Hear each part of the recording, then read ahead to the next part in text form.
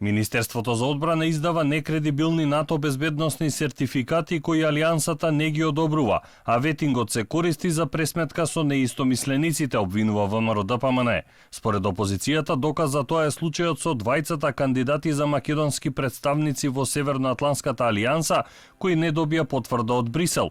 Опозиционерите бараат оставка од министерката Шекеринска. Сметаат дека таа ја поистоветува незината партија со Министерството за одбрана. Госпоѓо Шекеринска, нашите укажувања се добронамерни. И самите сте свесни дека со вашиот однос кон овие прашања уште еднаш потврдувате дека сте го промашиле ресорот кој ви е доделен да го водите. Ја изигравте правната држава и за тоа добивте потврда и од Алијансата.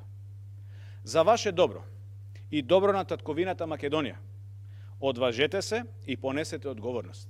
Од Министерството за одбрана ги отфрлаат обвинувањата за ветинг со партиско влијание. Велат дека тоа го прави тим обучен од НАТО експерти и дека двете лица оспорени од Алијансата добиле сертификат во време на претходното раководство во Министерството. Двете лица кои тој ги споменува, ги добиле своите НАТО и национални безбедносни сертификати токму во времето на претходната влада раководена од партијата која ги организира пресконференциите.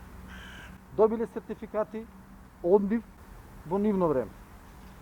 А токму во едниот од овие сертификати за едно од лицата во досието фигурира и подписот на Ковачки, кој потврдува дека нема никаков проблем на тоа лице да му се издаде национален и НАТО безбедносен сертификат. Македонија 10 месеци откако стана членка на НАТО е без воен представник во оваа организација. Неодамна Алијансата не ја одобри номинацијата на полковникот Зоран Секуловски. Дополнителната проверка за НАТО безбедносен сертификат го прави Канцеларијата за безбедност на Алијансата.